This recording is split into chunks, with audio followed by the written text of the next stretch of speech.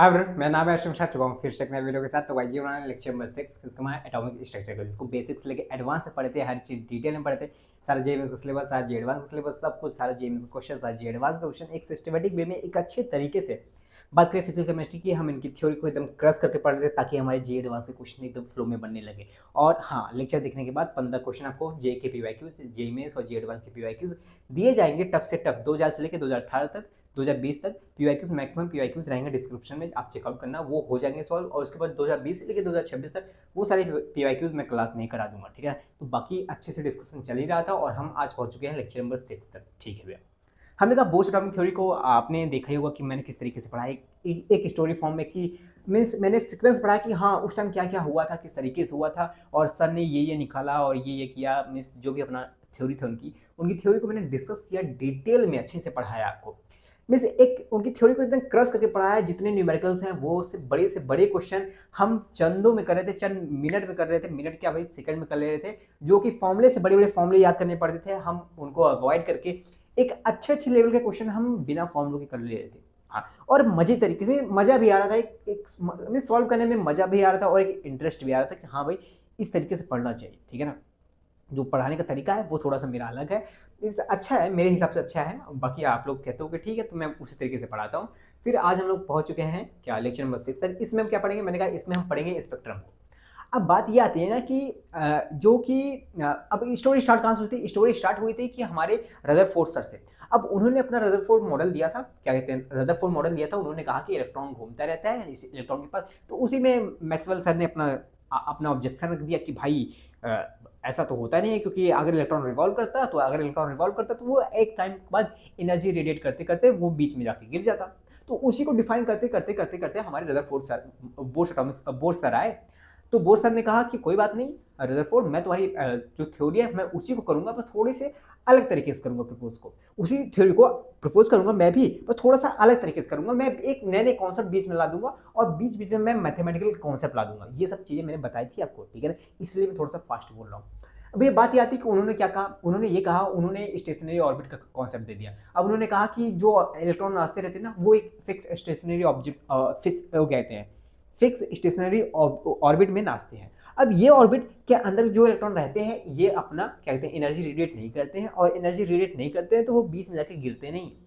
तो यहाँ पे मैक्सवेल सर चुप हो गए। हाँ, तो दुनिया ने क्वेश्चन पूछा कि ये जो फिक्स ऑर्बिट है ये होता कहाँ है, इलेक्ट्रॉन से 10 किलोमीटर दूर, इलेक्ट्रॉन से 20 किलोमीटर दूर, कहाँ पे होता है। तो उसी पे बोर सर ने कहा कि भाई मुझे नहीं पता कि 10 किलोमीटर दूर रहता है या तुम्हारे घर पे रहता है, इतना तो नहीं पता मुझे, पर हाँ मुझे ये पता है कि अगर जो इलेक्ट्रॉन घूम रहा है, हाँ, अगर उसका मास, उसकी वेलोसिटी और उसका रेडियस न्यूक्लियस से जहां पे अभी वो है, एम जो कि होता है एंगुलर मोमेंटम, अगर बराबर है n h by two pi के, हाँ, अगर उसका angular momentum n h by two pi के बराबर है, उसका इंटीग्रल मल्टीपल है, तो हम बोल देंगे वो एक ऑर्बिट है, ठीक है। पहले ऑर्बिट को उन्होंने बोला के सेल, दूसरे ऑर्बिट को के एल एम एन सेल, ऐसे कुछ बोला, ठीक है। ये सारी चीजें हो चुकी हैं, डिटेल में हो चुकी हैं, इनसे ज्यादा मैं पढ़ा चुका हूँ, ठीक है, टाइम लेके पढ़ाया हूँ। हाँ भाई, तो उसके बाद हुआ क्या था, इन्होंने कहा डिफाइन किया सब कुछ, अपना बोर्ड एटॉमिक थ्योरी दिया। हाँ, तो मतलब कि रदरफोर्ड के मॉडल को थोड़ा सा जस्टिफाई किया इन्होंने। हाँ, पर तुम्हें पता है रदरफोर्ड सर ने एक और अपना एक्सप्लेनेशन दिया था, एक और थ्योरी दी थी। वो थ्योरी थी हाइड्रोजन स्पेक्ट्रम की। हाइड्रोजन स्पेक्ट्रम, अब ये होता क्या है, डरना मत, मैं पढ़ाऊंगा ऐसे पढ़ाऊंगा कि कभी भूलोगे नहीं। इवन अपने फ्रेंड को भी पढ़ाओगे तो गजब तरीके से पढ़ाओगे, बस मेरी बात सुनते जाना ध्यान से।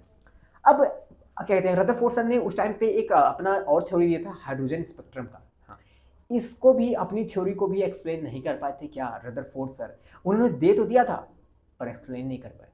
उसी थ्योरी को फिर से बोर्ड सर ने उसी का क्या कहते हैं एडवांटेज लिया, थोड़ा सा वर्क किया और उनके हाइड्रोजन स्पेक्ट्रम को फिर से अच्छे से एक्सप्लेन किया। Hydrogen spectrum, hydrogen emission spectrum, वो सारी चीजें हम आज पढ़ेंगे, ठीक है ना। तो हाइड्रोजन इमिशन स्पेक्ट्रम होता क्या है, कहां से आया ये कॉन्सेप्ट, कहां से रदरफोर्ड सर के पास आया, वो सारी चीजें हम डिस्कस करेंगे, ठीक है ना। तो हालांकि बोर्ड सर ने डिटेल में बताया है, बेसिक से बताया है, अच्छे लेवल तक पढ़ाया है, वो सारी चीजें मैं आपको पढ़ाऊंगा, ठीक है ना। तो रदरफोर्ड सर ने कहा कि पहली बात तो देखो, जो लोग को मालूम नहीं है कि स्पेक्ट्रम होता क्या है, हाइड्रोजन स्पेक्ट्रम होता क्या है, पहले उनको ये समझना चाहिए कि स्पेक्ट्रम क्या होता है। हाइड्रोजन स्पेक्ट्रम तो दूसरी बात हो गई, उसका टाइप हो गया, पर पहले ये समझो स्पेक्ट्रम क्या होता है, ठीक है ना। तो अपना जो थ्योरी स्टार्ट होती है स्पेक्ट्रम से, ठीक है ना।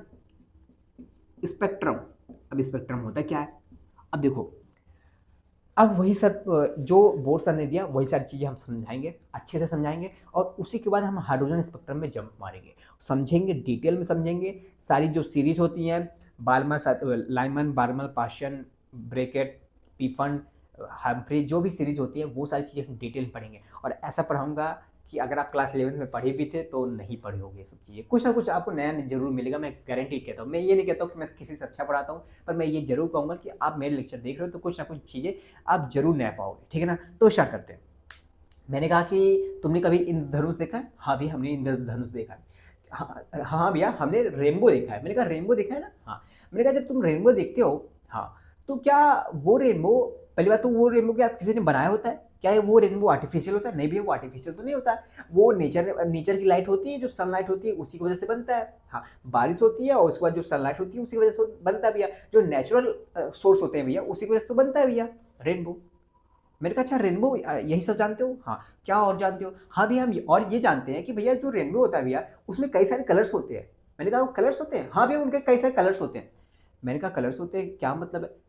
कलर्स होते हैं भैया, इसका मतलब भैया उसके अंदर लैम्डा भी होगा। मैंने कहा ये तो दूर की बात हो गई। अच्छा भैया कलर्स होते हैं, लैम्डा होता है, उसके अंदर एनर्जी भी होती है। मैंने कहा ठीक है बाबू, तुम्हें इतना पता है, ये सब दूर की बात हो गई, थोड़ा सा पास की बात बताओ ना, उसके जो दिखता है वो बताओ ना।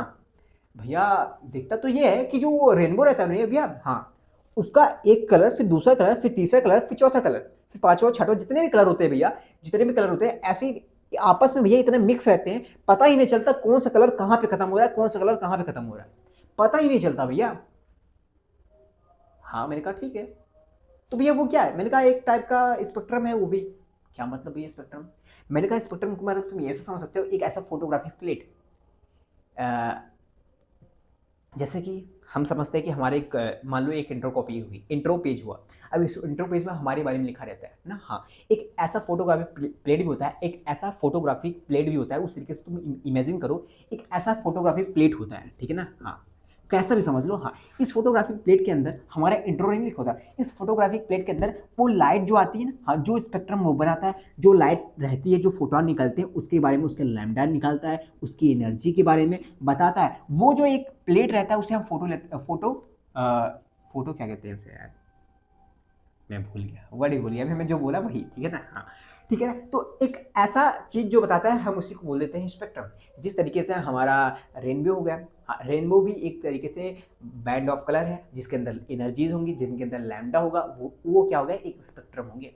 नहीं समझे भैया? मैंने कहा कोई दिक्कत नहीं, मैंने कहा कोई दिक्कत ही नहीं है भाई, तुम समझो, कोई दिक्कत ही नहीं है।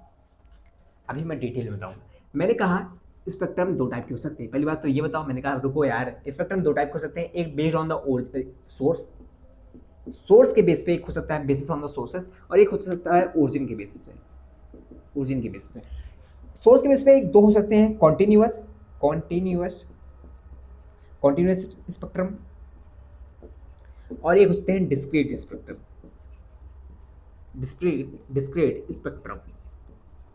अब इतना समझो, स्पेक्ट्रम ऐसे समझते हैं यार, जो रेनबो है ना वो एक टाइप का स्पेक्ट्रम है। हाँ, पर वो किस टाइप के स्पेक्ट्रम है थोड़ा सा वो देखते हैं। मैंने कहा कि कलर कहाँ से कहाँ खत्म होते हैं पता ही नहीं चलता, एक कॉन्टिन्यूअस फेज में होते हैं। हाँ, मैंने कहा कॉन्टिन्यूअस फेज में होते हैं। और भैया वो बनाता कौन है भैया? वो जो सोर्स बनाता है भैया वो सनलाइट होते हैं, नेचुरल सोर्सेस रहते हैं भैया, वो नेचुरल सोर्सेस रहते हैं भैया।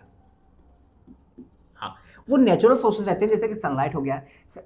और भैया एक ऐसा कह सकते हैं कि ऐसे जो सोर्सेज, कौन से सोर्सेज बना सकते हैं? मैंने कहा कि ऐसे सोर्सेज ये स्पेक्ट्रम बनाएंगे जो कॉन्टिन्यूअस स्पेक्ट्रम की हम बात करने वाले हैं, कि जैसे कि खत्म ही नहीं होता उनका, जो एक जगह एक कलर दूसरे कलर में ऐसा मर्ज होता है, दिखता ही नहीं कौन कलर से कहाँ खत्म हो रहा है, हम उन्हें बोलते हैं कॉन्टिन्यूअस स्पेक्ट्रम। अब भैया इनको बनाता कौन सा है? मैंने कहा इनको बनाने वाले जो लाइट्स होते हैं उन्हें हम कहते हैं नेचुरल सोर्सेज। मतलब कि जैसे कि हमारा सनलाइट, जैसे कि हमारा व्हाइट लाइट। क्या मतलब इस सनलाइट व्हाइट लाइट, इनमें ऐसा है क्या कि भैया ये बना लेते हैं ये सब कॉन्टिन्यूअस स्पेक्ट्रम? क्या क्या बात है भैया? मैंने कहा इनके अंदर ना, इनके अंदर हर टाइप के लैम्डा है, इनके अंदर लाखों लैम्डा है, लाखों लैम्डा। मैंने कहा इनको, इनके अंदर बहुत सारे वेवलेंथ है, इनके अंदर बहुत सारी वेवलेंथ है। मैंने कहा हाँ, इनके अंदर बहुत सारी वेवलेंथ है।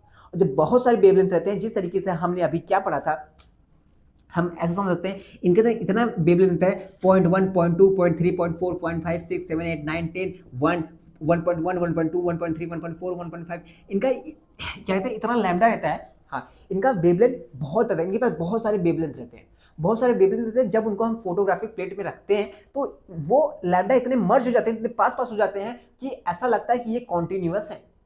सिंपल एग्जांपल जैसे रेनबो, हमारा रेनबो किससे बनता है? एक व्हाइट लाइट सोर्स से बनता है, या तो एक सनलाइट सोर्स से बनता है, जिसके अंदर लाखों लैम्डा होते हैं, लाखों वेवलेंथ होते हैं। जब वो एक स्पेक्ट्रम बनाते हैं, हम जो देखते हैं रेनबो, उनके अंदर कलर कहां से कहां मर्ज होते हैं हमें पता ही नहीं चलता। सिर्फ हमें ये दिखता है कि रंग बिरंगा कुछ है, सिर्फ हमें ये दिखता रहता है। हाँ भैया, दिखता रहता है। मैंने कहा वो किसने बनाया? नेचुरल सोर्स ने बनाया। क्या बनाया? कंटिन्यूअस स्पेक्ट्रम बनाया। वो एक टाइप का कंटिन्यूअस स्पेक्ट्रम हो गया। भैया समझ नहीं आया। मैंने कहा जितना समझ आया ना बस उतना लाडली बस रख लो मन में। इतना ये सब क्वेश्चन, ये सब सिलेबस में नहीं है। सिलेबस में क्या है मैं बताता हूँ। बस ये सब 5 मिनट चलने वाला है, बस उस वक्त खत्म करने वाला, बस एक बार समझाने का तरीका दे रहा हूँ, ठीक है। तो नेचुरल सोर्सेज जो बनाते हैं एक कॉन्टिन्यूअस स्पेक्ट्रम बनाते हैं, हाँ। पर कुछ स्पेक्ट्रम ऐसे होते हैं जो कॉन्टिन्यूअस नहीं रहते, जो कॉन्टिन्यूअस नहीं रहते। क्या मतलब कि कुछ स्पेक्ट्रम ऐसे होते हैं जो कॉन्टिन्यूअस रहते हैं? मैंने कहा नहीं, उनके बीच बीच में गैप रहता है। उन्हें हम डायरेक्टली देख सकते हैं कि अरे हाँ, एक एक लैम्डा ये है, उसका एक वेवलेंथ ये है, फिर दूसरा ये है, फिर तीसरा ये है। हम ये तो ऐसे समझ सकते हो कि हम देख सकते हैं कि एक कलर ये है, दूसरा कलर ये है, तीसरा कलर ये है, यहाँ से ये कलर स्टार्ट हुआ है, बीच में गैप है, बीच में कुछ ब्लैक लाइन दिख जाती है। अच्छा भैया, बीच में मतलब कि गैप रहता है, डिस्क्रीट जिन्हें कह सकते हैं। हाँ भैया, हम उन्हें क्या कहते हैं? Discrete spectrum. एग्जांपल दो। मैंने कहा मैं समझाता हूँ, थोड़ा सा पानी पी लूँ मैं।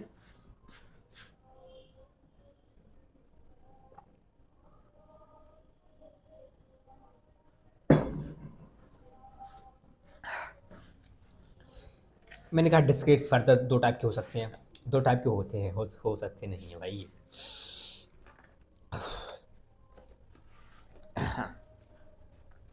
मैंने कहा डिस्क्रीट स्पेक्ट्रम दो टाइप के हो सकते हैं।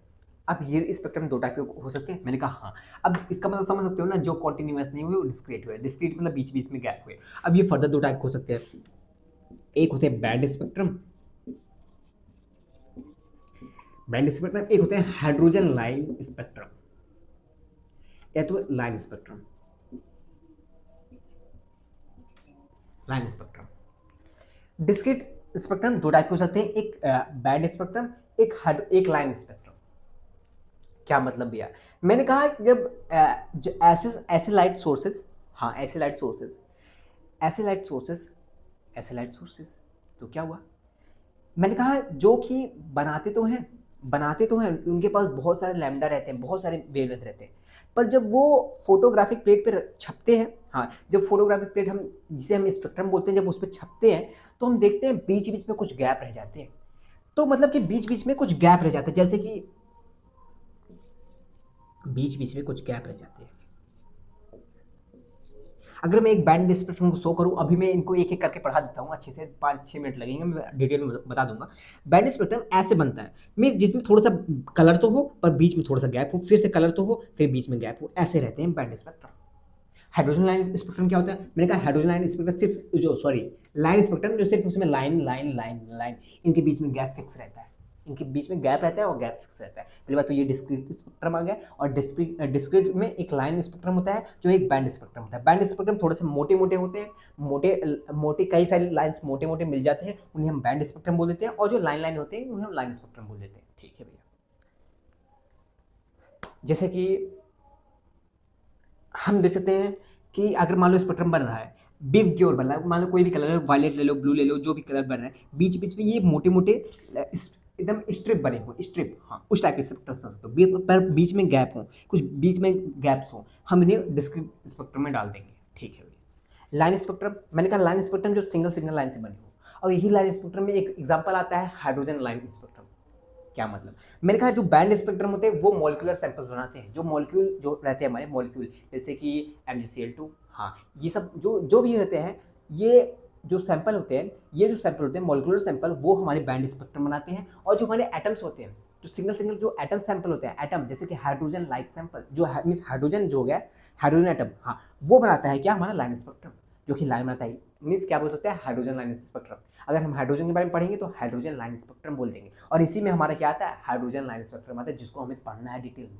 ये सारी चीज़ें नहीं पढ़ना है, तो पढ़ना क्या है? वो पढ़ना है, हाइड्रोजन लाइन स्पेक्ट्रम। ठीक है भैया, हम इतना तो समझ गए, हम इरेज क्या ही करो, हम इतना तो समझ ही गए।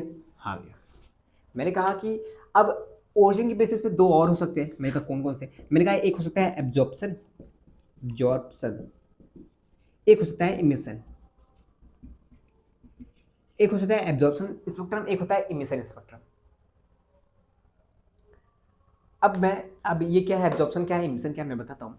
मैं एक बार फिर से एक कॉन्टिन्यूस स्पेक्ट्रम, डिस्क्रीट स्पेक्ट्रम में एक बैंड और लाइन स्पेक्ट्रम और एब्जॉर्प्शन एमिशन को मैं एक एक मिनट टाइम लेके मैं अच्छे से बता देता हूँ, ठीक है ना, डिटेल में। अभी तक तो मैंने इतना ही पढ़ा है। अभी तक कुछ बच्चों को समझ में आया होगा, कुछ बच्चों को नहीं समझ में आएगा, पर कोई दिक्कत नहीं। एक बार हम फिर से देखते हैं। एक बार हम फिर से देखते हैं। कितना टाइम हो गया? 15 मिनट हो गए, काफ़ी अच्छा। कोशिश करेंगे जल्दी हो जाए। कॉन्टिन्यूस स्पेक्ट्रम यहाँ से आया था ना, जो नेचुरल सोर्सेस पे था, बेस पे था कॉन्टिन्यूस स्पेक्ट्रम। कॉन्टिन्यूस स्पेक्ट्रम, मैंने कहा कि एक लाइट है, वाइट लाइट, एक स्लिट है, बीच में से एक वाइट लाइट फेंकी गई। हाँ, बीच में से एक वाइट लाइट फेंकी गई। ये वाइट लाइट गई, एक क्या था, एक प्रिज्म था, ये गई लाइट। हाँ, फिर यहाँ पे जाके बाद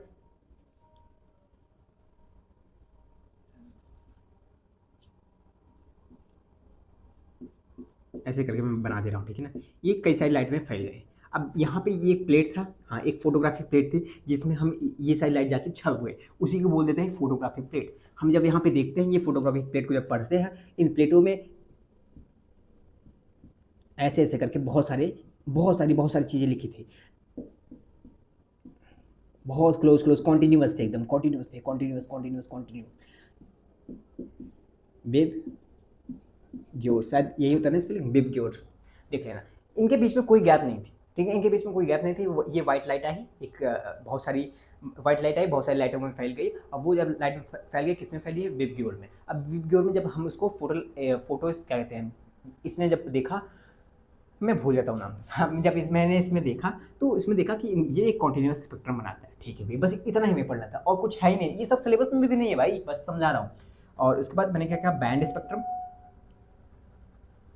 कहते हैं, हाँ, बैंड स्पेक्ट्रम ना, एब्जॉर्प्शन स्पेक्ट्रम भाई पढ़ाता हूँ। एब्जॉर्प्शन स्पेक्ट्रम जो वहाँ पे था, एब्जॉर्प्शन इमिशन, फिर उसके बाद डिस्क्रीट पढ़ाता हूँ, ठीक है। हाँ, एब्जॉर्प्शन स्पेक्ट्रम। मैंने कहा कि एब्जॉर्प्शन स्पेक्ट्रम, एब्जॉर्प्शन,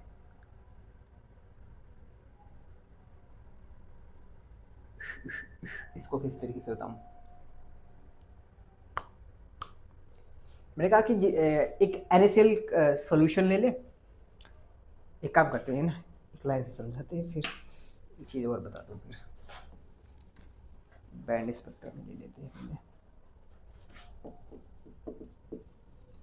डिस्क्रीट में डिस्क्रिप्टिव पहला, बैंड, फिर दूसरा, दूसरा क्या जाता है हमारा, लाइन स्पेक्ट्रम।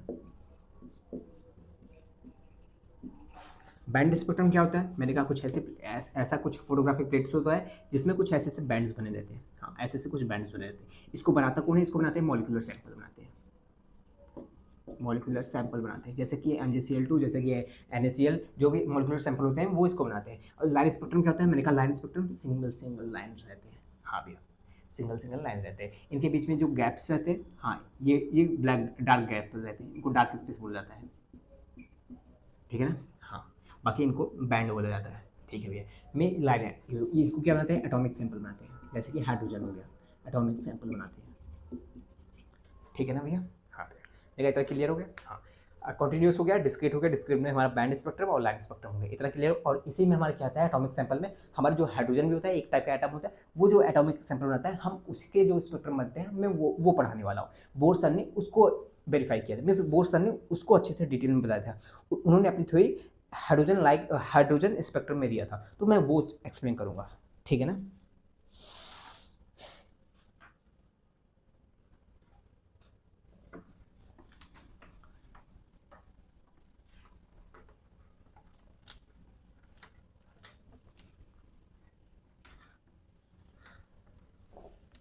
अब जॉब्स,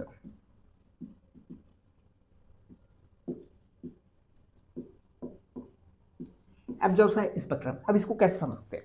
जैसे कि मैंने जिस तरीके से आपको बताया था कि जब इलेक्ट्रॉन रहते हैं, हाँ इलेक्ट्रॉन रहते हैं, पहला ऑर्बिट, दूसरा ऑर्बिट, तीसरा ऑर्बिट, चौथा, पांचवा, छठवां, जैसे कई ऑर्बिट बना दिया मैंने। हाँ, जब इलेक्ट्रॉन रहते हैं वो पहले ऑर्बिट से आगे जाते हैं, अगर जंप मारते हैं इसे अपने से बड़े ऑर्बिट में, जैसे कि 1 हो गया, 2 हो गया, 3, 4, 5, 6, पहले से मान लो किसी और में जंप मारे, हाँ तो वो क्या कहते हैं, एनर्जी को एब्जॉर्ब करते हैं। हाँ, एनर्जी को एब्जॉर्ब करते हैं, ठीक है भैया। एनर्जी एब्जॉर्ब करते हैं किस फॉर्म में करते हैं, फोटोन के फॉर्म में करते हैं। पर अगर इलेक्ट्रॉन अंदर आ रहा है, अंदर आ रहा है तो वो एनर्जी को एमिट करता है, एमिट को बाहर निकालता है, एनर्जी को एमिट करता है। हाँ भैया, एनर्जी को एमिट करता है। एमिट किस फॉर्म में करता है, एनर्जी भैया फोटोन के फॉर्म में करता है। और यहाँ भी एनर्जी किस फॉर्म में करता है, इस फॉर्म में भैया फोटोन की फॉर्म में करता है।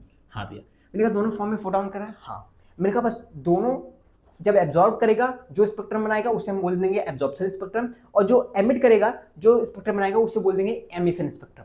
हाँ, और अभी जो इससे पहले हमने पढ़ा हाइड्रोजन, जो हमने अभी पढ़ा लाइन स्पेक्ट्रम। हाँ, तो जो ये लाइन स्पेक्ट्रम था, हाँ कौन बनाता है, हाइड्रोजन बनाता है। हाइड्रोजन जो बनाता है लाइन स्पेक्ट्रम बनाता है, हाइड्रोजन लाइन स्पेक्ट्रम।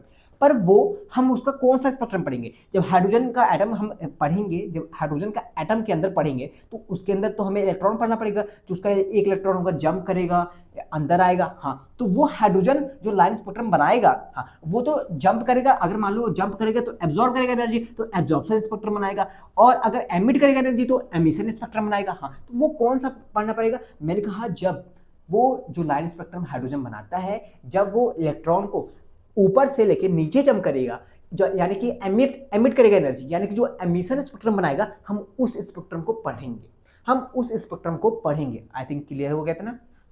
मैंने क्या कहा कि समझे कि नहीं समझे? नहीं समझे, मैंने कहा फिर से समझो, इधर देखो, मैंने कहा इधर एनर्जी एब्जॉर्ब करेगा। अब बात यह आती है भैया कि एनर्जी एब्जॉर्ब करेगा। हाँ, मैंने कहा एनर्जी एब्जॉर्ब करेगा, एनर्जी ऑब्जर्व करेगा मतलब कि एनर्जी फोटोन के फॉर्म में लेगा। हाँ भाई, मैंने कहा फोटोन के फॉर्म में लेगा।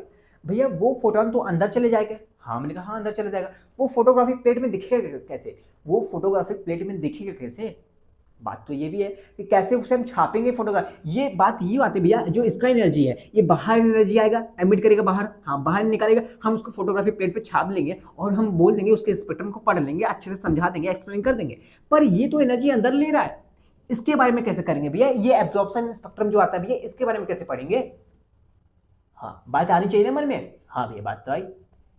तो इसके लिए क्या होता है, तुम्हें ऐसा सोर्स जिसके पास मान लो बहुत, ऐसा सोर्स जैसे कि व्हाइट लाइट सोर्स ले लेते हैं, ठीक है ना, एक स्लिट है, बीच में थोड़ा सा गैप है, यानी कि एक व्हाइट लाइट सोर्स ले लेते हैं, व्हाइट लाइट या कोई भी लाइट सोर्स ले लो, ठीक है ना, सोर्स, वो बीम के फॉर्म में लाइट गई, एक प्रिज्म था। हाँ, अब ये सोर्स के पास मान लो बहुत सारे लैम्डा हुए, बहुत सारे लैम्डा हुए, lambda 1, lambda 2, lambda 3, lambda 4, lambda 5, बहुत सारे लैम्डा है, बहुत सारे हैं।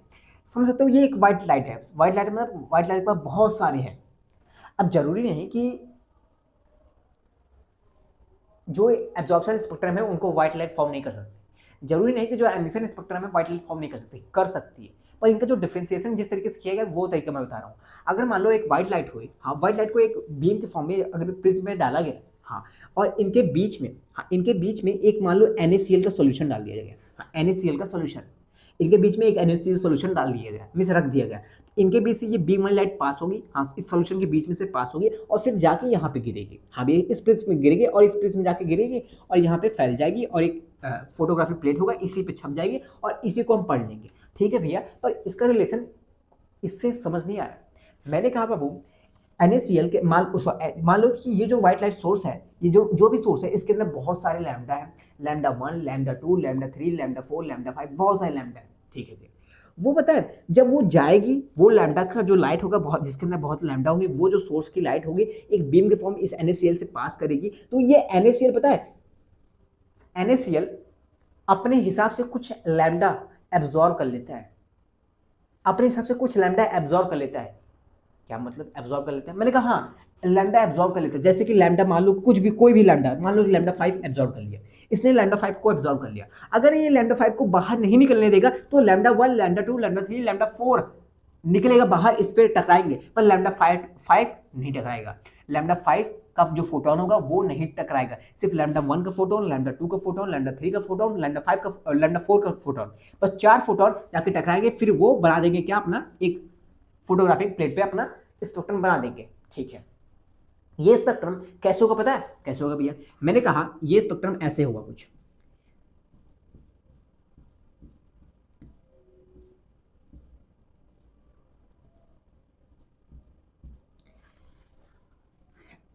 बिब ग्योर ही समझ लो, बिब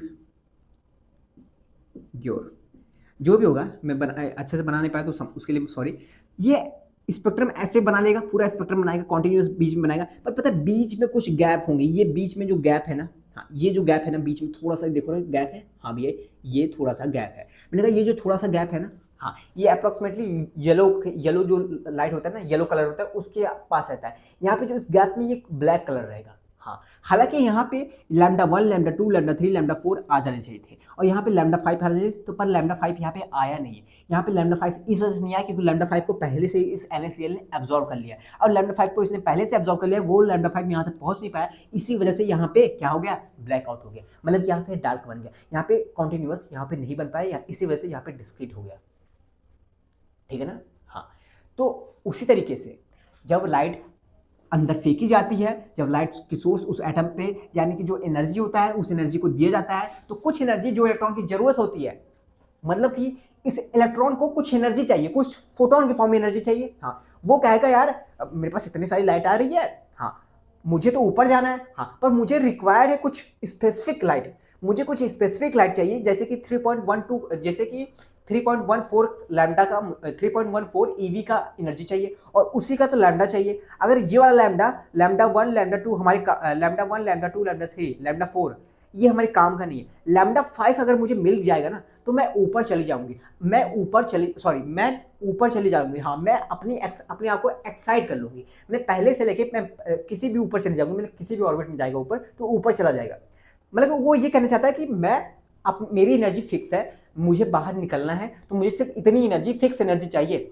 अगर वो एनर्जी लैम्डा 1 में हुई तो मैं उसी से ले लूंगा, लैम्डा 2 में हुई तो मैं उससे ले लूंगी, अगर लैम्डा 2 में नहीं हुए, लैम्डा 3 में नहीं हुए, लैम्डा 4 में नहीं हुए, पर अगर लैम्डा 5 में हुई तो मैं उससे ले लूंगी, तो बाकी सब क्या होगा, लैम्डा आ तो सब रहे एक साथ, हाँ तो लैम्डा 5 मेरे काम का है तो मैं लैम्डा 5 को ले लूंगी, बाकी सब 1, 2, 3, 4 को मैं बाहर निकाल दूंगी। तो क्या करेगा वो बाकी 4 को बाहर निकाल देगा, वो बाहर निकाल देगा तो वो एक स्पेक्ट्रम बन जाएगा, वो यही एक स्पेक्ट्रम बनेगा, यही हाँ बीच में गैप आ जाएगा, तो हमें पता चल जाएगा इसने लैम्डा 5 की एनर्जी एब्जॉर्ब कर ली है। आई थिंक क्लियर हो ना, इसने लैम्डा 5 की एनर्जी एब्जॉर्ब कर ली है।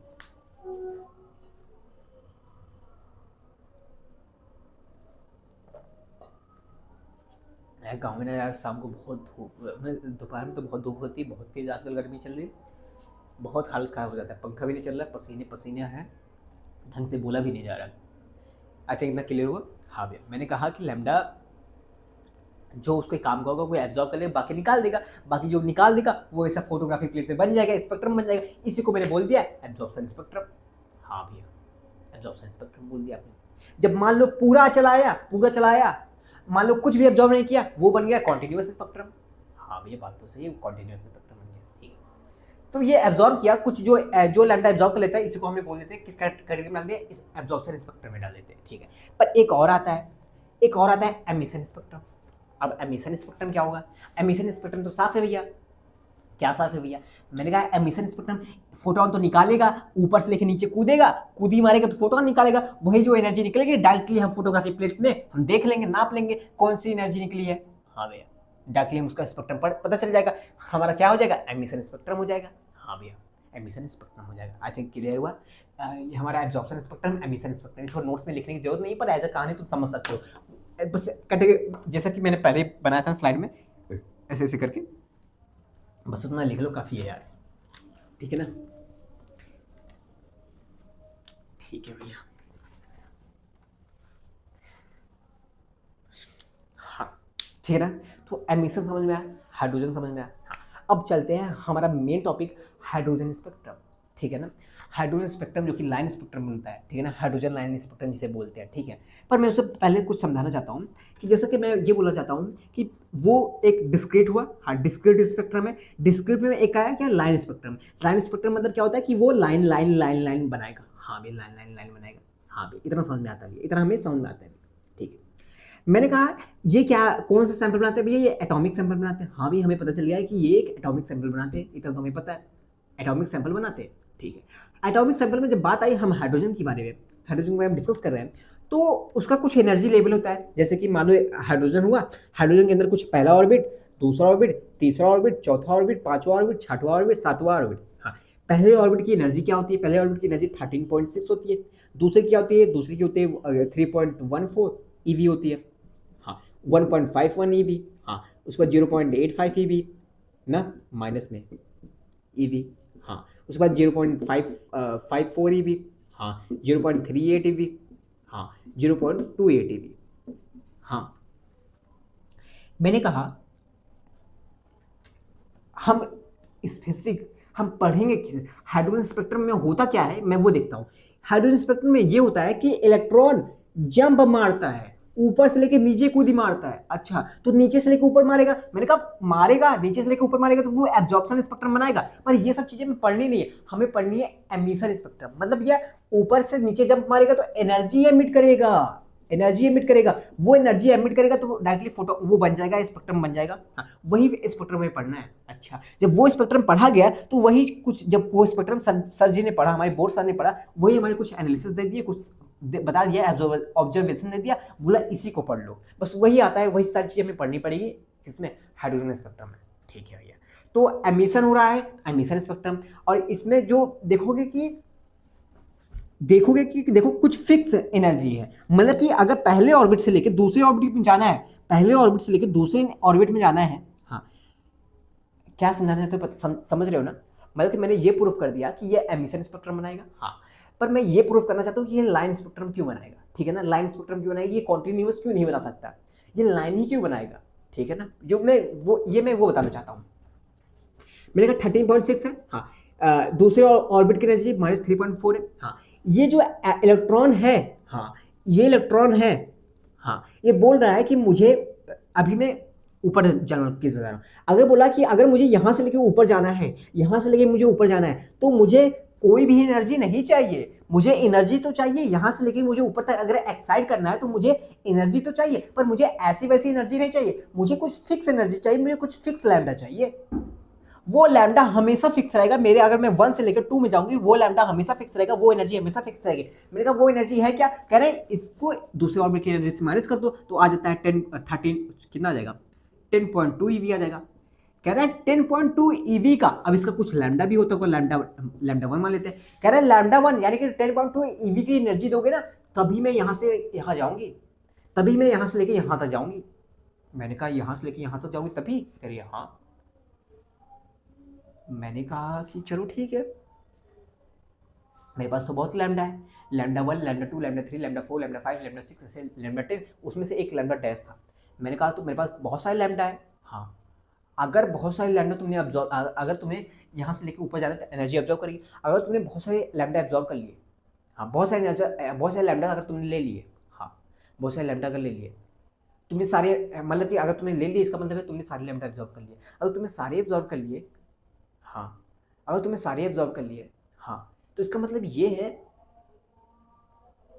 कि वो सारे लैम्डा तो बनेंगे नहीं स्पेक्ट्रम में, हाँ पर तुम्हें कुछ एक जैसे कि तुम बोल रहे तुम्हें कुछ प्रिसाइज से फिक्स लैम्डा चाहिए 10.2 ईवी का, 10.2 ईवी एनर्जी का, यानी कि कुछ लैम्डा डैश चाहिए तुम्हें, लैम्डा लैम्डा लैम्डा डैश, तुम्हें लैम्डा डैश जो कि 10.2 ईवी का है, तुम्हें यही चाहिए सिर्फ, तुम बाकी सबको निकाल दोगे, हाँ बाकी सबको निकाल दोगे तुम यही लोगे, हाँ तो बीच में गैप बन जाएगा, हाँ तो गैप बनने से हमें पता चल गया कि ये डिस्क्रीट बनेगा। हाँ डिस्क्रीट में तुम लाइन वाइज बना रहे हो, मतलब कि ये डिस्क्रीट में दो बनते हैं, एक बैंड बनता है एक लाइन बनता है। अब तुम ये बताओ, तुम्हें ये तो प्रूफ कर दिया कि तुम वो कहते हो बैंड बनाओगे, सॉरी डिस्क्रीट बनाओगे, पर तुम ये प्रूफ करो कि लाइन स्पेक्ट्रम बनाओगे, ये प्रूफ करो। अब बोर सर ने कहा कि ये प्रूफ करने के लिए मैं क्या कहूँ, बात ये ना कि उन्होंने कहा कि प्रूफ करने के लिए कि बैंड बैंड बनाता है या लाइन बनाता है। बात ये आती है डिस्क्रीट तो बना रहा है, पर भी बैंड बनाएगा या लाइन बनाएगा। तो उन्होंने ये प्रूफ कर दिया डिस्क्रीट बनाया, पर बैंड और लाइन में जब बात आई ना, उन्होंने कहा कि देखो हर्षित,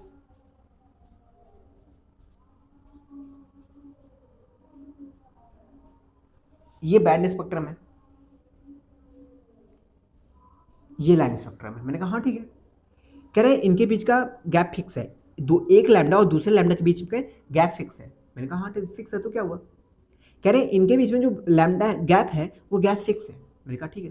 कह रहे हैं पर यहाँ पे जो पास पास में रहते हैं, बहुत पास पास में रहते हैं, जो भी ये बैंड बनाते हैं, ये बैंड बहुत कॉन्टिन्यूअस रहते हैं, ये बैंड कॉन्टिन्यूअस रहते हैं।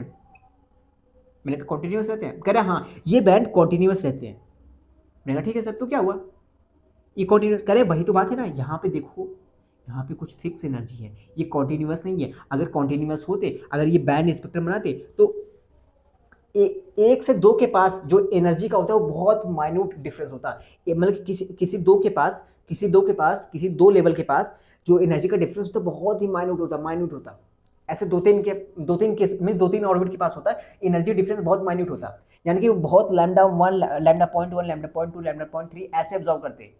तो अगर वो करते तो वो पास कॉन्टिन्यूस बनाते, तो वो ऐसे बैंड बना सकते थे, बैंड बनाते। और बीच में अगर डिफरेंस होता बड़ा होता तो वो बड़ा डिफरेंस डार्क स्पेस बनाते। हाँ फिर से वो क्या कहते हैं, फिर से वो ऐसा बनाते, बैंड बनाते, फिर से बीच में गैप करते, फिर से डार्क बनाते, मतलब फिर से बैंड बनाते। पर ऐसा नहीं हो रहा है ना, यहाँ पे देखो तो गैप फिक्स है। चाहिए तो इतना ही चाहिए, चाहिए तो इतना चाहिए। जैसे कि किसी को लैम्डा, किसी को एक लैम्डा चाहिए, किसी को दो लैम्डा चाहिए, किसी को तीन लैम्डा चाहिए। पर किसी को ये तो नहीं है ना कि इसमें 0.1, 0.2, 0.3, 0.4, 0.5, 0.6, 0.6 है, ऐसा कुछ फिक्स नहीं है। आई होप समझ रहे होगे ना। बाकी सब यार मैं भी बहुत सारा कंफ्यूज हूँ, इतना समझाने लग रहा हूँ मैं, बाकी इतना समझाना नहीं था, ऐसे को 30 मिनट 36 मिनट समझा रहा हूँ।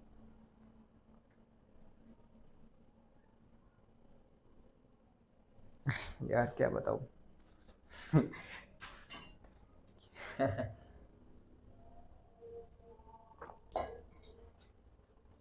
ये सब सिलेबस के पार्ट नहीं है। मैं चाहता तो मैं डायरेक्टली हाइड्रोजन स्पेक्ट्रम से स्टार्ट कर सकता था। चलो मैं स्टार्ट करता हूँ हाइड्रोजन स्पेक्ट्रम से, ठीक है ना।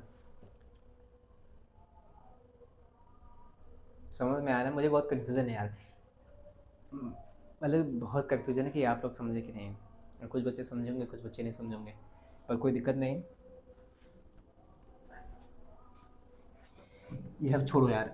नहीं समझोगे। अब मुझे बताना था तो मैंने बता दिया, ठीक है ना।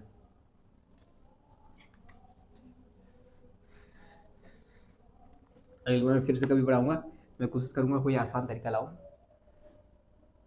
कोई आसान तरीका, मतलब कि ऐसा नहीं है कि ऐसा नहीं है कि मुझे एग्जैक्ट मैंने जो बताया ऐसा ही है, ऐसा नहीं है। पर मुझे जो आसान तरीका, जिस में से ऐसा लगता है कि मैं जिस आसान तरीके से आपको बता सकता हूँ वही चीज़ मैं बताऊँ। जो आसान तरीके से आप समझ सकते हो, जितनी आसान तरीके से समझ सकते हो ना, मैं वही बताऊँ। पर मुझे लग नहीं रहा है कि आप सब लोग समझोगे। एक तो माइक है, और एक तो मैं अजीब से बोलता हूँ बहुत जल्दीबाजी ना प्रॉब्लम। मैं कोशिश कर रहा हूँ, मैं सुधर जाऊँ। मैं कोशिश कर रहा हूँ सर, ठीक है ना। बाकी मैं क्या कहा, मैंने समझ में आया ना। हाँ तो अब पढ़ना क्या है, हाइड्रोजन लाइन स्पेक्ट्रम। अभी 36 मिनट बाद, मैं सोच रहा था 15 मिनट बाद स्टार्ट कर दूंगा, हाइड्रोजन लाइन स्पेक्ट्रम अभी आया है। अब इसके बारे में पढ़ना है। अच्छा अब इसके बारे में पढ़ा, मैंने कहा हाँ अब इसके बारे में पढ़ना है। हाइड्रोजन लाइन स्पेक्ट्रम लाइन, हाँ hydrogen emission spectrum of hydrogen, ऐसे समझ सकते हो, एमिशन स्पेक्ट्रम, ठीक है ना, इसे कह सकते हैं ये एमिशन स्पेक्ट्रम है। एब्जॉर्प्शन स्पेक्ट्रम नहीं, एमिशन। एमिशन मतलब कि ऊपर से नीचे जम करेगा वो वाला, इलेक्ट्रॉन ऊपर से नीचे जम करेगा तो एनर्जी एमिट करता है, तो वो एमिशन स्पेक्ट्रम, ठीक है ना। हाँ अब आओ इसमें डिटेल में घुसते हैं, ठीक है।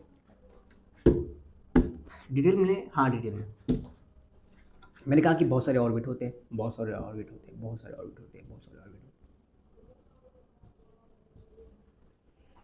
ऑर्बिट 1, ऑर्बिट 2, 3, 4, 5 ऐसे चलते चलते चलते चलते ये ऑर्बिट इनफाइनाइट हुआ।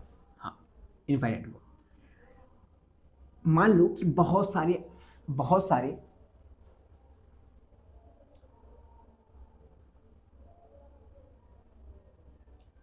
बहुत सारे हाइड्रोजन एटम है, बहुत सारे क्या है हाइड्रोजन एटम है, ठीक है, बहुत सारे क्या है हाइड्रोजन एटम है। मान लो कि 1000, 2000, 3000, 4000, 5000 हाइड्रोजन एटम है, ठीक है। मैंने उनको गुच्छे में लिया, हाँ, मैंने एनर्जी दिया उनको, एनर्जी दिया, हाँ, मैंने उनको बहुत सारी एनर्जी दिया। पहले तो जब हाइड्रोजन एटम, पहले इलेक्ट्रॉन यहाँ रहेगा ना, हाँ, हमें एमिशन पढ़ना है, यानी कि हमें ऊपर से लेकर नीचे जंप करवाना है, हाँ, बात तो है यही। पर वो ऊपर जाएंगे कैसे, इसीलिए ना पहले उनको एनर्जी देनी पड़ेगी, एनर्जी देनी पड़ेगी। अच्छा, एनर्जी देनी पड़ेगी, मैंने कहा हाँ, उनको एनर्जी देनी पड़ेगी। हालांकि जो हाइड्रोजन होते हैं उनको एनर्जी देने का एक अलग तरीका रहता है, मतलब कि बहुत सारे लो प्रेशर हाई वोल्टेज भी दिया जाता है, तो जो जितने भी इलेक्ट्रॉन रहते हैं ना वो एक्साइट कर जाते हैं, तो वो सारे सब कुछ ऊपर चले जाते हैं इनफाइनाइट ऑर्बिट पे, हाँ।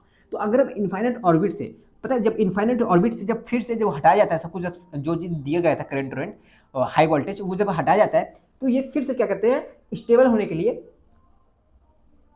गिरने लगते हैं नीचे, नीचे गिरने लगते हैं, नीचे गिरने लगते हैं, नीचे गिरने लगते हैं, ठीक है भाई, नीचे गिरने लगते हैं। मैंने कहा जब ये नीचे गिरने लगते हैं एनर्जी एमिट करेंगे। अच्छा, एनर्जी एमिट करेंगे, हाँ, वो एनर्जी एमिट करेंगे तो स्पेक्ट्रम बनाएंगे, ठीक है भैया, हम इतना समझ आ गया। अब वो कौन सा स्पेक्ट्रम बनाएंगे, लाइन स्पेक्ट्रम बनाएंगे, ठीक है भैया, समझ में आ गया। पर हमें पढ़ना क्या भैया, तो हमें बोर सर ने कुछ ऑब्जर्व किया, वो ऑब्जर्वेशन क्या है वो मैं आपको बताता हूँ।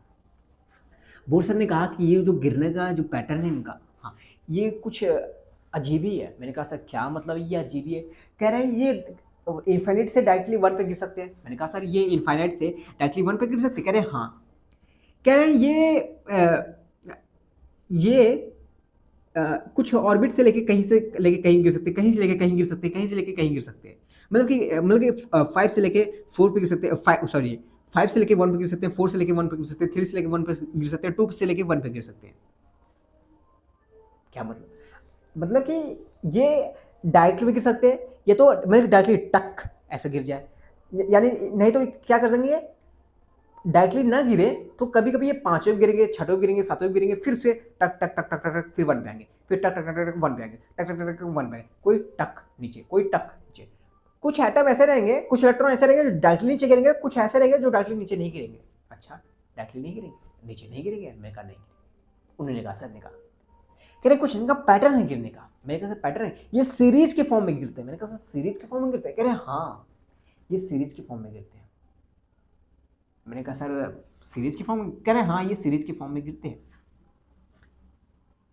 तो मैंने कहा सर क्या मतलब सीरीज के फॉर्म में गिरते हैं, कह रहे हैं कि मैं कुछ पैटर्न तुम्हें पढ़ाता हूं, मैं तुम्हें कुछ बताता हूं, वो जो पैटर्न पढ़ाऊंगा, हाँ, वो पैटर्न कुछ इलेक्ट्रॉन रहेंगे, कुछ झुंड के कुछ 10-5 इलेक्ट्रॉन रहेंगे, 15-20 रहेंगे, जितने भी रहेंगे वो पैटर्न वही इलेक्ट्रॉन फॉलो करेंगे और सब नहीं फॉलो करेंगे। मतलब कि वो इनफाइनाइट से, अगर मान लो वो इनफाइनाइट से डायरेक्टली 1 पे गिरे, डायरेक्टली 1 पे गिरे, या मान लो वो कहीं से भी गिर रहे हैं, चाहे इनफाइनाइट से गिरे, चाहे 5वें से गिरे, चाहे 6वें से गिरे, चाहे 8वें से गिरे, 9वें 10वें, कहीं से भी गिरे, पर अब वो डायरेक्टली 1 पे गिर रहे हैं, हाँ, एक वो अलग पैटर्न बना रहे हैं, हाँ, कुछ इलेक्ट्रॉन एक अलग पैटर्न शो कर रहे हैं, वो कहीं से भी गिर रहे हैं, चाहे इनफाइनाइट से गिरे, चाहे 100वें ऑर्बिट से, 200वें ऑर्बिट से गिरे, चाहे 50वें, 60वें, 40, 50, 15, 5, कोई भी ऑर्बिट से गिर रहा है, पर वो गिर किस पे रहे, 2 गिर पे अटक जा रहे हैं, 2 पे गिर के अटक जा रहे हैं। अच्छा, वो 2 से इनफाइनाइट, मतलब कि इनफाइनाइट से लेकर डायरेक्टली 2 पे आ रहे हैं, बीच बीच में वो कहीं भी जा रहे हैं, कहीं से भी आ रहे हैं, इसका मतलब ये है। अच्छा, कुछ ऐसे पैटर्न बना रहे हैं जो इनफाइनाइट से लेके 3 पे आ रहे हैं, 3 पे गिर रहे हैं, मतलब कि इनफाइनाइट से लेके 50वें, 60वें, 60वें कहीं भी गिर रहे हैं, पर आ किस पे रहे, अटक किस पे रहे, स्ट्राइक किस पे कर रहे हैं, 3 ऑर्बिट पे आ रहे हैं, ऑर्बिट नंबर 3 पे गिर रहे हैं। अच्छा, कुछ ऐसा पैटर्न है, कुछ ऐसा ही करते करते कोई 4th पे गिर रहा है, कुछ झुंड के ऐसे गिर रहे हैं, हाँ, ये अलग सीरीज बना रहे हैं, ये अलग सीरीज बना रहे हैं, ये अलग सीरीज बना रहे हैं, ये अलग सीरीज बना रहे हैं, हाँ, कुछ इनफाइनाइट से लेके गिर रहा है 5वें पे गिर रहा है, कुछ इनफाइनाइट से लेके 6वें पे गिर रहा है, इनका अलग अलग सीरीज है। जो पहला सीरीज हमने पढ़ा, जब इनके बारे में डिस्कशन किया, जब इनके बारे में डिस्कस किया, इनका एक नाम रख दिया लाइमन सीरीज, अभी मैं पढ़ाऊंगा, बहुत डिटेल में है, हाँ। फिर इनके बारे में डिस्कस किया, अलग पढ़िया, इनको नाम दे दिया बाल्मर सीरीज, इनके बारे में पढ़ा, फिर इनको दे दिया पाश्चर सीरीज, इनके बारे में पढ़ा, ब्रैकेट सीरीज नाम दे दिया, ब्रैकेट सीरीज, इनके बारे में पढ़ा, इनका नाम दे दिया ब्रैकेट के बाद पीफंड सीरीज, इनके बारे में पढ़ा, जब इनको नाम दे दिया क्या, इनको हम्फ्री नाम दे दिया, जो भी नाम दिया, अभी मैं पढ़ाऊंगा अच्छे से। मैंने कहा सर ठीक है, ये सीरीज एक पैटर्न फॉर्म कर रहे हैं, लाइमन, बाल्मर, पाशियन, ब्रेकेट, पीफन, हाइड्रोजन। अभी मैं लिखवा दूंगा, ये अभी लिखने की जरूरत नहीं है। ये सर ने कहा हाँ हर्षित ये सब एक पैटर्न फॉलो कर रहे हैं। मैंने कहा सर ठीक है, ये पैटर्न फॉलो कर रहे हैं तो क्या मतलब है? कह रहे मतलब ये है ना, अलग हर एक पैटर्न में कुछ चीज़ें हैं। मैंने कहा हर एक पैटर्न में क्या चीज़ें हैं सर? कह रहे हर एक पैटर्न में कुछ मैक्सिमम एनर्जी है, कुछ मिनिमम एनर्जी है, कुछ मैक्सिमम लैम्डा है, कुछ मिनिमम लैम्डा है।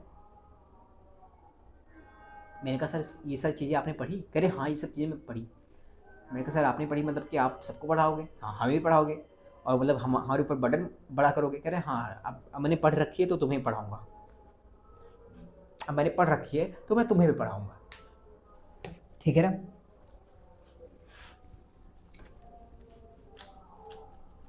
अब मैंने पढ़ रखी है तो तुम्हें भी पढ़ाऊँगा। मैंने कहा चलो ठीक है।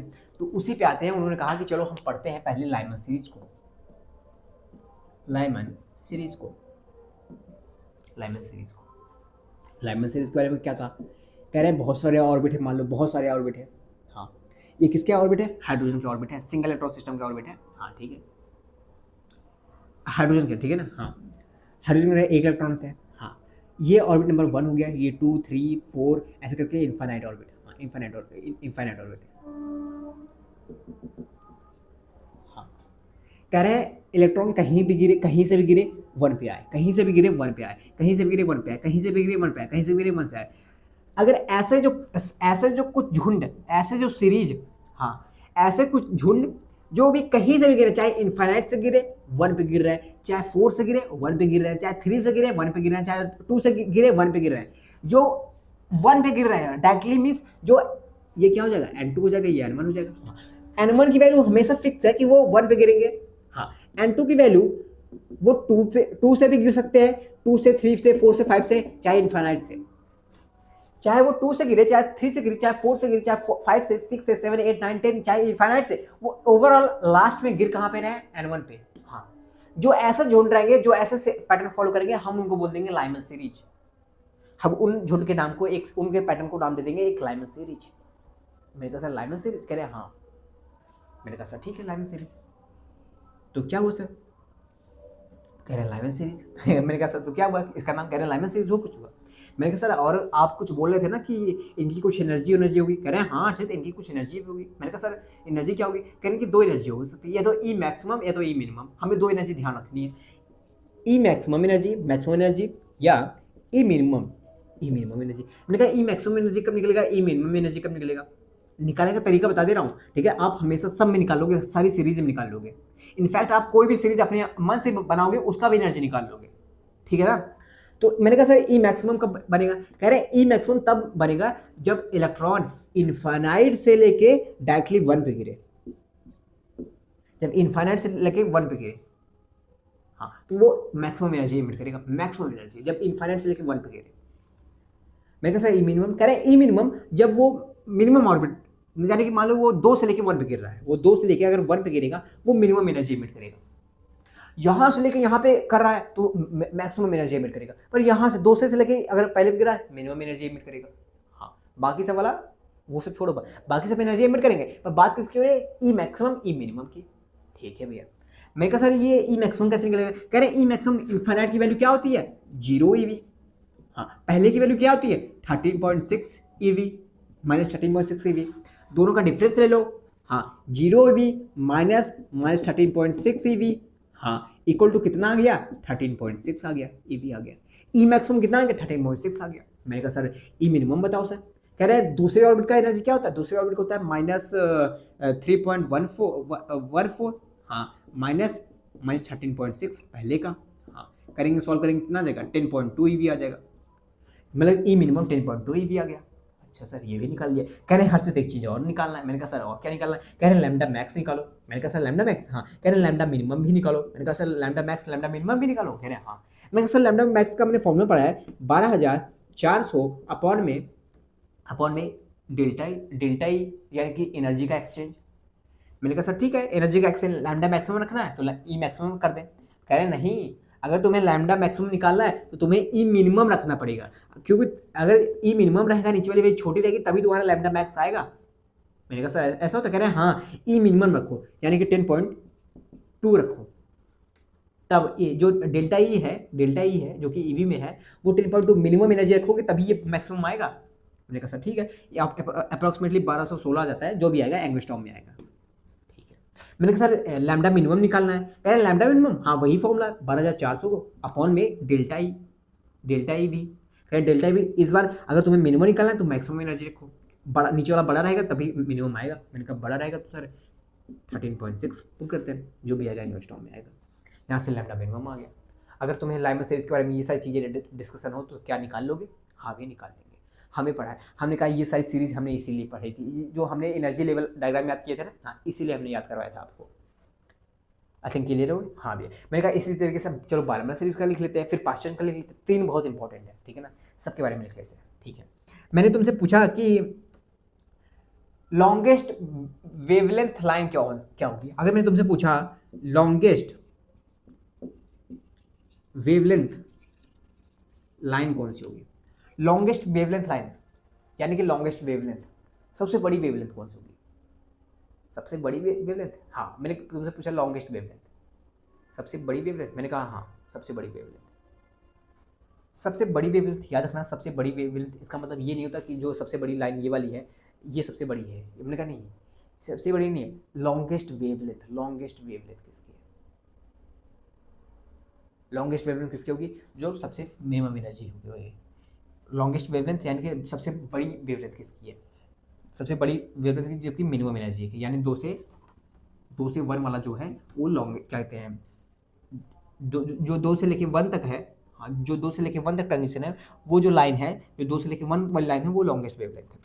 इस तरीके से अगर मैं बोलूँ शॉर्टेस्ट लाइन यानी कि शॉर्टेस्ट वेवलेंथ, वो क्या हो जाएगी? इनफाइनाइट से लेके वन तक, इनफाइनाइट से लेके वन तक, ठीक है ना। हाँ, हालांकि तुम्हें एक और चीज़ बता दूँ, ये अल्ट्रा वायलेंट होता है ना, अल्ट्रा वायलेंट रीजन से बिलोंग करती है, ये याद रखने वाली बात है, अल्ट्रा वायलेंट रीजन से बिलोंग करती है।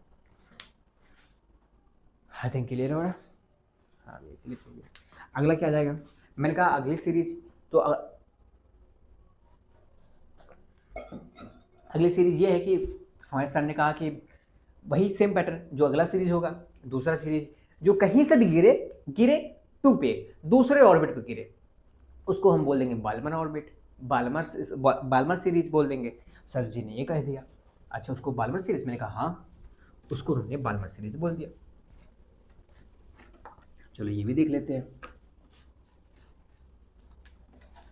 और इनके क्वेश्चन कैसे बनते हैं पता है? जो ये नॉर्मल क्वेश्चन है, ये मैक्सिमम ये मिनिमम, तो ये तो तुम निकाल लोगे। हाँ, एनर्जी लेवल डायग्राम तुम्हें याद है ना, हाँ आराम से निकाल लोगे, एनर्जी लेवल में ऑर्बिट की एनर्जी याद है ना, आराम से निकाल लोगे। पर इन जो मैक्सिमम जो एडवांस के क्वेश्चन बनते हैं वो कैसे फ्रेम होंगे मैं बताता हूँ अच्छे से। बाल्मर सीरीज अगली आती है,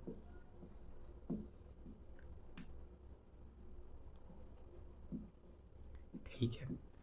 इनका N1 क्या होगा बताओ, इनका N2 क्या होगा बताओ। N1 भैया हमेशा N1 जो है वो आपकी बार गिरेगी किस पे? दो पे, पहली बार किस पे? वन पे है। लेकिन N2 क्या होगा? N2 क्या होगा भैया? तीन हो सकता है, चार हो सकता है, ऐसे करते करते भैया इनफाइनाइट से गिर सकते हैं। इनफाइनाइट से कहीं से भी गिरे वो भैया टू पे गिरनी चाहिए भैया। हाँ भैया, अगर डायग्राम बना लो, इनफाइनाइट से मान लो इनफाइनाइट है, ये वन है, ये टू है, कहीं से भी गिरे भैया टू पे गिरे, कहीं से भी गिरे भैया टू पे गिरे। हाँ भैया टू पे गिरे। आई थिंक क्लियर है? हाँ भैया, मैंने कहा इसका भी बताओ, ई मैक्स, ई मिनिमम, इसका भी बता दो भैया। ई मैक्स, ई मिनिमम, मैंने कहा हाँ। ई मैक्स कहाँ से कहाँ तक गिरी पहले ये बता दो भैया। E max energy maximum infinite से गिरेगी टू पे भैया। मैंने कहा ठीक है, एनर्जी क्या होगी? इनफाइनाइट की वैल्यू जीरो होती है भैया, और टू की ऑर्बिट की एनर्जी होती है -3.14, यानी कि आ जाएगा 3.14 ईवी आ जाएगा भैया। मैंने कहा ठीक है। ई मिनिमम क्या होगा भैया? ई मिनिमम क्या होगा भैया? ई मिनिमम भैया, मिनिमम एनर्जी भैया तीन से दो भैया, तीन से लेके दो तक भैया। मैंने कहा तीन की एनर्जी क्या होती है? ये तीन की एनर्जी होती है -1.51, हाँ, और माइनस करना है -3.14। हाँ भैया, ये कितना आ जाएगा? ये कितना आ जाएगा?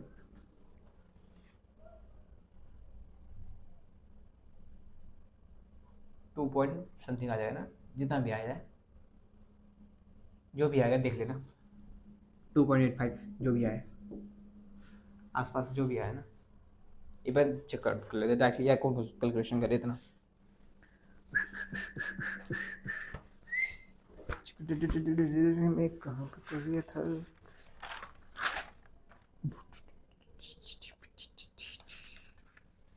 Lemon lemon lemon lemon lemon lemon lemon lemon lemon lemon क्या यार, कहाँ गया? 1.89 है, 1.89। हाँ यार 1.89, सॉरी ये 1.89 है।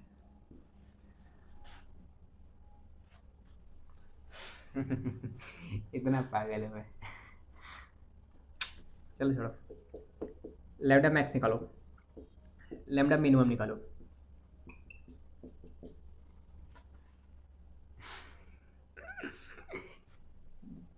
क्या जाएगा? यहाँ पे हंसी आ रही होगी ना, मैं इतना कैलकुलेशन नहीं कर पाया। लैम्डा मैक्स निकालो, लैम्डा मिनिमम निकालो। मैंने लैम्डा मैक्स कहाँ से कहाँ तक होगा, पहले भाई ये डिस्कस कर लेते हैं। भैया लैम्डा मैक्स कहाँ से कहाँ तक होगा भैया? सॉरी, लैम्डा मैक्स 12,400 अपॉन में ई मिनिमम। ई मिनिमम कितना था? 1.85। याद कर लो यार, मुझे याद ही हो गया है, एंगस्ट्रॉम में आ जाएगा। फिर ये आ जाएगा 12,400 अपॉन में ई मैक्सिमम भैया 3.14। ठीक है भैया, एंगस्ट्रॉम में आ जाएगा। Longest line, longest wavelength line, longest wavelength line, shortest wavelength line. Longest wavelength line 3 से लेके 2 तक। Longest shortest wavelength line infinite से लेके 2 तक। ठीक है ना? हाँ, कौन से सीरीज से, कौन से रीजन से बिलोंग करती है? Visual reason. ऐसे क्लियर हो? हाँ भाई क्लियर हो गया। इरेज कर दो, लिख लेना। ठीक है, अब तो आसान हो गया ना, अब सबका निकाल लो ना। अब पार्शियन का तुम लोग निकालो यार। ठीक है, पार्शियन का, पार्शियन ये है ना, पार्शियन सीरीज, पार्शियन सीरीज जो कि तीसरा हो गया। हाँ, n1 क्या होगी और n2 क्या होगा बता सकते हो भैया? n1 n2 भैया, n1 क्या होगा? तीसरे पे गिरेगा। n2 का होगा भैया चौथे से, पाँचवें से, छठवें से लेकर इन्फाइनाइट कहीं से भी गिरे, n3 पे गिरना चाहिए। मैंने कहा ई मैक्स निकालो भैया, ई मैक्स निकालो। मैंने कहा हाँ ई मैक्स निकालो भैया। इन्फाइनाइट से भैया तीसरे पे गिरेगा।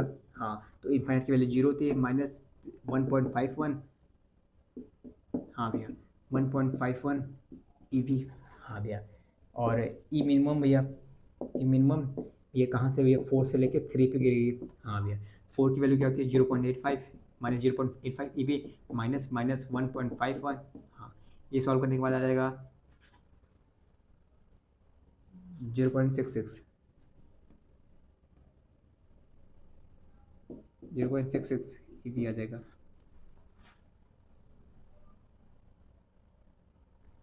सही है ना? 0.66 EV। हाँ देख लो, हम बाकी देख लेना, देख लो तो खुद निकाल लेना। ठीक है, लैम्डा मैक्स कैसे निकलेगा? ये लैम्डा मैक्स 12,400 अपॉन में lambda max E minimum 0.66 angstrom. Lambda minimum, lambda minimum 12,400 upon में 1.51 EV जो भी हो। ठीक है ना, एंगस्ट्रॉम में आ जाएगा। ठीक है ना, यहाँ से longest, longest wavelength line, shortest wavelength line. ये बताओ लॉन्गेस्ट वेवलेंथ लाइन कहाँ से हो जाएगा भैया? 4 से लेकर 3 तक। ये कहाँ से? इन्फिनाइट से लेकर 3 तक। हाँ भैया, ये जो बिलोंग करेंगे ये इंफ्रारेड रीजन से बिलोंग करेंगे, इंफ्रारेड रीजन।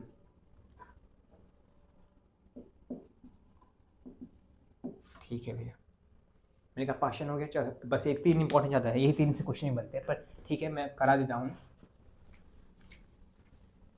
पार्शियन हो गया, पार्शियन के बाद क्या आता है? लाइमन बाल्मर पार्शियन, ब्रैकेट पीफर्ड ना, चौथा ब्रैकेट, ब्रैकेट सीरीज, पांचवा पीफर्ड सीरीज, छठवा हम्फ्री सीरीज। ठीक है ना? लाइन से लिखा देता हूँ। ठीक है ना, n1 क्या होगा? भैया N1 क्या होगा भैया, कहीं N1 भैया फोर्थ होगा भैया, कहीं से मेरे फोर्थ हो गया भैया। N2 क्या होगा भैया, N2 भैया 5 हो सकता है भैया, 6 हो सकता है भैया, इन्फाइनाइट कहीं भी कुछ भी हो भैया, ठीक है भैया।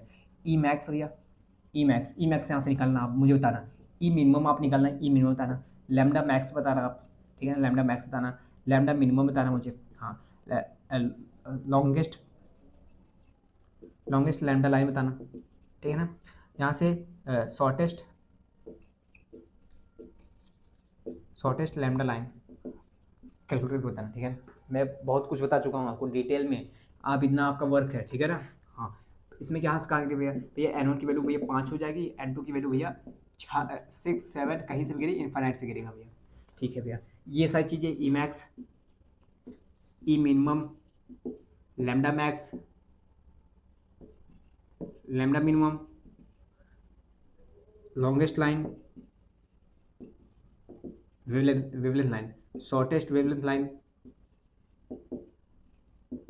सारी चीज़ें पढ़नी है। आई थिंक आपने ये सब चीज़ नहीं डिटेल में नहीं पढ़ी होगी कभी, तो ये सब चीज़ें जरूरी होती है, ठीक है। क्वेश्चन पूछे जाते हैं, मैं सब केमिस्ट्री वाले टीचर सब फिजिक्स पे छोड़ देते हैं, सब फिजिक्स वाले केमिस्ट्री पे छोड़ देते हैं तो मैं सब पढ़ा रहा हूँ, लिख लो, ठीक है। हाँ, N1 की वैल्यू 6 पे आती है, N2 की वैल्यू कहाँ से 7 8 इन्फाइनाइट से गिरती है, कहीं से भी गिरे 6 पे आएगी, ठीक है ना। ई मैक्स निकालो, ई मिनिमम निकालो, और लैम्डा मैक्स निकालो, लैम्डा मिनिमम निकालो, लॉन्गेस्ट लाइन निकालो, वेवलेंथ लाइन, और शॉर्टेस्ट लाइन निकालो,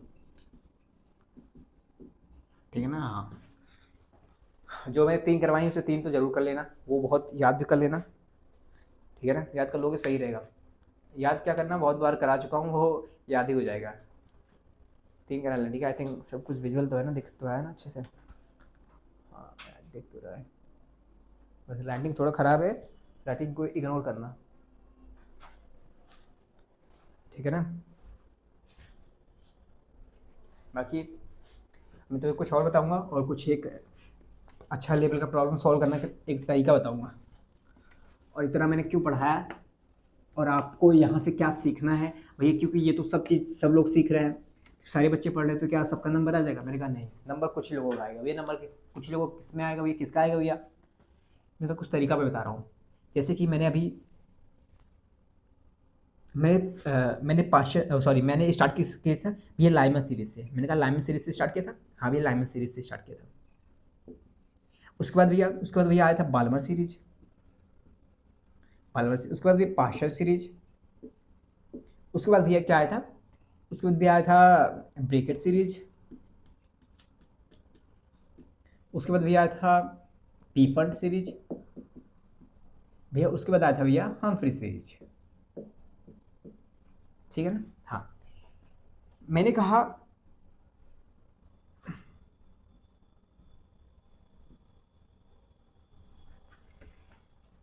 बाबू,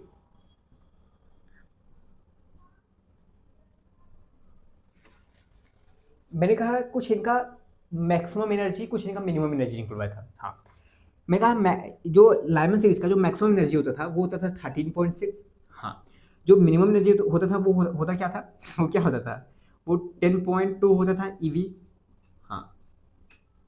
हाँ, बाल्मर सीरीज में मैक्सिमम एनर्जी होता था क्या होता था 3.14 ईवी, हाँ। जैसे कि मुझे याद है बाल्मर सीरीज में जो मैक्सिमम एनर्जी निकलता था इन्फाइनाइट से दूसरे पे आता था, दूसरे की एनर्जी 3.14 है, और पहले जो इन्फाइनाइट की वैल्यू है 0 होता 3.14 ईवी आएगा, ठीक है भैया। इसकी एनर्जी क्या थी 1 पॉइंट, इसको तो मैंने सॉल्व किया था ना, इसको इसी पे तो मैंने फंसा था 1.89 मिनिमम, हाँ। पाशन की 1.51 ईवी, 0.66 ईवी, ठीक है। ये लाइमर सीरीज का मैक्सिमम एनर्जी मिनिमम एनर्जी, इसका बार का maximum energy minimum energy, Paschen का मैक्सिमम एनर्जी मिनिमम एनर्जी। क्या बताना चाहते हो, क्या आप बताना क्या चाहते हो भैया। मैंने कहा मैं बताना ये चाहता हूँ, ध्यान से सुनना। अभी आपको समझ नहीं आएगा, पर मैं क्वेश्चन जब करना बताऊंगा ना और बुक वाला मेथड दिखाऊंगा ना, आप कहोगे भैया नहीं आपका मेथड सही है। मैंने कहा कि भाई देखो लाइमन सीरीज की तुम्हें कुछ एनर्जी दी है, पता है। अब मैंने जितने क्वेश्चन कराए हैं, हाँ, उसमें तुम्हें एटॉमिक नंबर दिया जाता था, उसमें तुम्हें बहुत कुछ दिया जाता था ना, हाँ दिया जाता था। पिछले लेक्चर याद करो, जितने भी याद करो, ये याद नहीं। मैंने कहा कुछ भी याद करो, ठीक है, छोड़ो। अब पता है तुम्हें डायरेक्टली दे दिया जाएगा, कुछ एनर्जी दे दी जाएगी, कुछ तुम्हें फोटोन एनर्जी दे दी जाएंगी। अच्छा भैया कुछ फोटोन की एनर्जी, मैंने कहा हाँ कुछ एनर्जी दे दी जाएगी। बोलेंगे अच्छा ये बताओ कहाँ से कहाँ तक ये एटम के अंदर ये इलेक्ट्रॉन ट्रांजिट करे, कहाँ से कहाँ तक ये एटम कहाँ से कहाँ कूदी मारे, ट्रांजिशन कहाँ से कहाँ तक हो कि इतनी एनर्जी निकल जाए। एनर्जी दे देंगे, वो तुम्हें ट्रांजिशन पूछ लेंगे कि N1 की वैल्यू बताओ, N2 की वैल्यू बताओ। हाँ भी तो क्या हुआ, मैंने कहा यहाँ पे बच्चे फंस जाते हैं। वो N1 की वैल्यू और N2 की वैल्यू जब बुकिस मेथड से निकालते हैं ना, फॉर्मूला लगा के बड़े बड़े, कैलकुलेशन बहुत ज़्यादा हो जाता है, तो वो आसान कैसे हो सकता है। मैंने कहा ये क्वेश्चन पहले बार एडवांस के क्वेश्चन है, आसान इस तरीके से हो सकता है। देखो अगर देखो जैसे से अगर मैं क्वेश्चन दूँ तुम्हें, अगर मैं क्वेश्चन दूँ, क्वेश्चन क्या था, एक सेकेंड, क्वेश्चन क्या था, find out the transition in hydrogen atom emission spectrum. Transition बताना है N1 से N2 जो भी हो रहा है, N2 से N1 जो भी ट्रांजिशन हो रहा है, एमिशन स्पेक्ट्रम बोला है तो N2 से N1 होगा, N2 से लेके वो N1 तक ट्रांजिट करेगा। ठीक है, ये ट्रांजिशन बताना है। ठीक है, which emit the photon of energy 3.0225 eV, जो कि एमिट कर रहा है, जो कि एमिट कर रहा है फोटोन ऑफ एनर्जी क्या है 3.0225 eV, इतनी एनर्जी एमिट कर रहा है ना। हाँ तो बोल रहा है ट्रांजिशन बता दो, बस इतना सा क्वेश्चन है, ये एडवांस लेवल का क्वेश्चन है। इसमें जब सॉल्व करने जाओगे ना तुम, जब सॉल्व करोगे तुम N2 की वैल्यू निकालो, N2 का जो फॉर्मूला लगाओगे -13.6 1 अपॉन जेड की वैल्यू 1 रहेगी ना हाइड्रोजन के लिए ना, हाँ 1 अपॉन N1 स्क्वायर, फिर -13.6 1 अपॉन N2 स्क्वायर, ये करोगे उसके बाद कहेगा यहाँ से हीट एंड ट्रायल मेथड लगाओ और N1 फाइंड करो, N2 फाइंड करो। अब हीट एंड ट्रायल मेथड लगाओ और इस इक्वल टू करेंगे, इक्वल टू इसके बराबर कर देंगे, इक्वल टू इसके बराबर, ठीक है ना। उसके बाद कहेंगे N1 और N2 हीट एंड ट्रायल लगाओ, N1 की वैल्यू 1 पुट करो, N2 की वैल्यू 2 पुट करो, देखो कि इसके बराबर आ रहा है कि नहीं आ रहा है, फिर N1 की वैल्यू 2 पुट करो, इसकी वैल्यू 3 पुट करो, देखो कि इसके बराबर आ रहा है कि नहीं, हीट एंड ट्रायल मेथड लगाएगा तो बहुत बड़ा बन जाएगा यार सॉल्यूशन निकालना। हाँ भैया ये तो मैंने इतने में करा दिया, जब कॉपी में करने जाओगे ना तो आधा एक पेज चला जाएगा जब हिट एंड ट्रायल मेथड लगाओगे भैया, और इतना प्रेशर रहेगा तो ये सब क्वेश्चन छोड़ के आने होंगे, ठीक है ना, छोड़ के आने होंगे। पर भैया क्यों छोड़ के आना, जब क्वेश्चन सॉल्व हो जाए तो क्यों छोड़ के आना, ये कैसे। मैंने कहा कि अगर एनर्जी जो एनर्जी दी जाएगी, जो एनर्जी ऑफ फोटोन दिया जाएगा वो एनर्जी इनके बीच का हुआ, हाँ अगर वो एनर्जी इनके बीच का हुआ, अगर एनर्जी मान लो जो एनर्जी दी जाएगी फोटोन एनर्जी